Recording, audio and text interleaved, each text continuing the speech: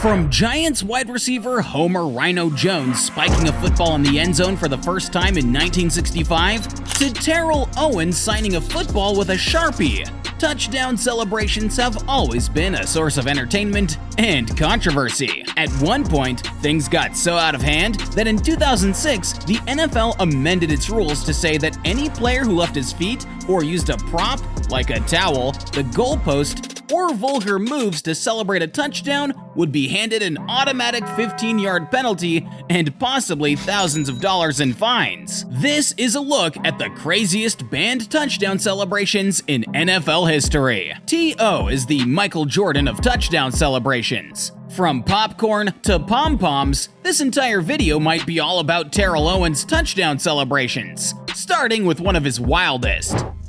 It's week 4 of the 1999-2000 season, and T.O.'s 49ers are going into Dallas to face their hated rival, winless after the first 3 games. It's one of those games that no player or coach will admit that it's a must-win, but everyone knows that they've gotta win.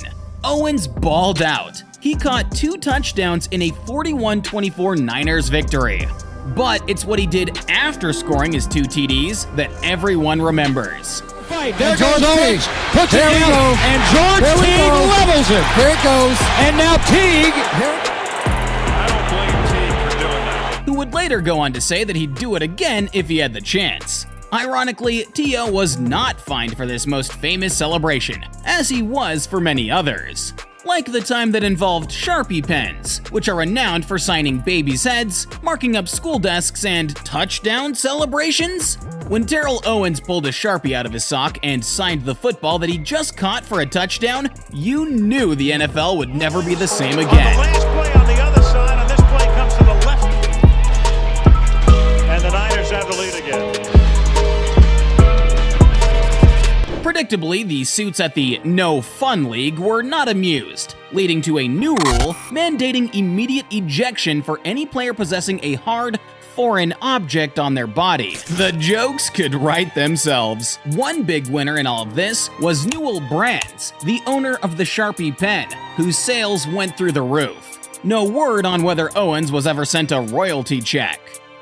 Despite the new Sharpie rule, this wouldn't be the last time we would see T.O. use an object to draw the wrath of the league officials. His Spygate celebration was just the latest in a long line. Now, for those who don't remember or simply want to forget, Spygate was one of the biggest scandals in NFL history. But I can delete this right here for you. In 2007, the New England Patriots were caught red-handed videotaping opposing coaches' signals during games. This led to a $500,000 fine for the Patriots' Bill Belichick, the largest ever imposed on a coach. And there were a bunch of other penalties leveled against the team, like docked draft picks. Terrell Owens found all of this to be pretty amusing, as for once, somebody other than him was in Commissioner Roger Goodell's doghouse.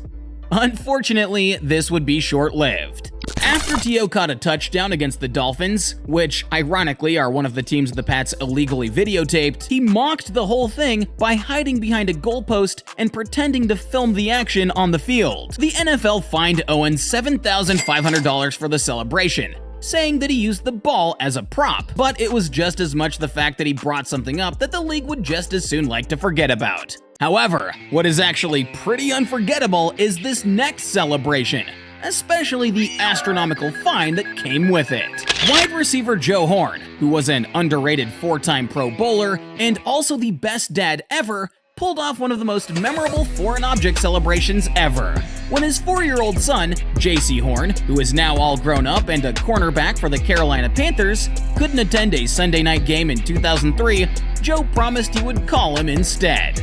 A man of his word, Joe did call him, right in the middle of the game. And he pulls up the protected coating.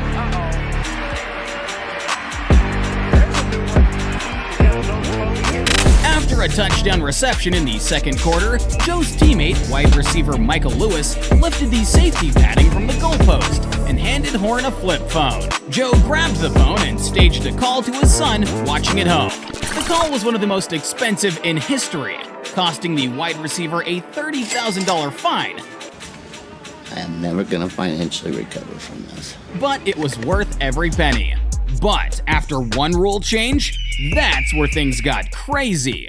When props got banned, players had to start getting creative with their touchdown celebrations. They did exactly that by using goalposts as imaginary basketball hoops. All was going fine until Jimmy Graham came along. Jimmy is, by all accounts, an upstanding citizen and former nominee for the Walter Payton Man of the Year award. However, this does not extend to his end zone celebrations. And Graham, much like Tony Gonzalez, Graham for the 11th time this year goes up. Jimmy dunked the football so hard that he made the entire field goalpost lean back to the left, just like Fat Joe. Stadium workers had to be called down to even out the post, causing the game to be delayed for the better part of 20 minutes. It turns out, execs have a thing for time management. So, the NFL instituted a Jimmy Graham rule the following season by banning goalpost dunks. Jimmy didn't get the memo, as his preseason goalpost dunk against the Titans netted him a $30,000 fine. From dunks to dangerous, this next celebration nearly caused a riot. So put on your helmet and buckle your chin strap because it's gonna be a bumpy ride. Vikings, Packers, playoffs. These three words are enough to raise the blood pressure of every non-diabetic football fan and speaks to the intensity of this game. According to Randy Moss, he was inspired when a Wisconsin band spelled out "Where you at, Moss?" with cards during the Vikes' regular season visit to Lambeau, which he missed due to a hamstring pull. He also saw Packers fans mooning the team bus when it pulled up for the wildcard playoff matchup. For all that stuff y'all did, y'all taking this, Moss said. Randy Moss is in for a touchdown. Oh, Al Harris playing off, bit up on the route, and Randy Moss, without even really being able to run, as he shoots the moon to the fans here in Green Bay. That is a disgusting act. Despite having no prior offenses, Moss received a $10,000 fine for his cheeky display. Now, this celebration was pretty wild. However, there was one player in the NFL that took it to a whole nother level. If our main man Terrell Owens is the Michael Jordan of touchdown celebrations, then Chad Ochocinco Johnson is the Scottie Pippen. Despite being an all-pro who owns nearly every Bengals receiving record, Ochocinco is most remembered for his creativity once he got in the end zone, and he did so a lot.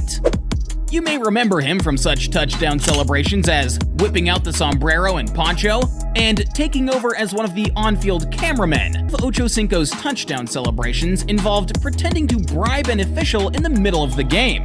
And of course, the damage for that was $10,000. The celebrations got so crazy that Ochocinco set aside $100,000 just to pay fines during the season.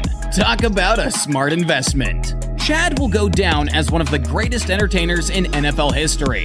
But this next celebration comes from a seasoned showman in his own right. It's none other than Odell Beckham Jr. and his peeing dog? Wait, what? The story behind this ridiculous dance is deeper than most think. It apparently was a response to then-President Donald Trump, who called out players protesting the national anthem back in 2017. Beckham said afterward, "I'm a dog, so I acted like a dog." Not sure if that's an appropriate response, but okay. The NFL fined OBJ $12,000 for the display, like a homeowners association that isn't canine friendly.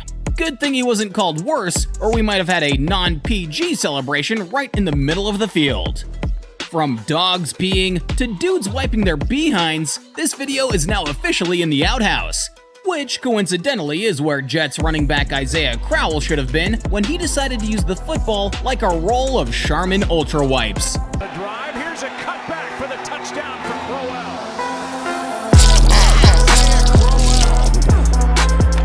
Hey, yo! Crowell got an unsportsmanlike penalty, and the league also fined him for a little over $13,000 for his act. But in a swerve fit for a crime drama, he actually ended up making money from his fictitious wipe. A company called Dude Wipes, which makes man toilet paper. Wait, the same ones that was on Tyron Woodley's butt in that Jake Paul fight? So anyway, Dude Wipes officially endorsed Growl after the incident, making for a clean and happy ending. Unlike Skip Bayless and Shannon Sharp, who severed their professional and personal relationship in the worst way. To find out what really happened, click on this video.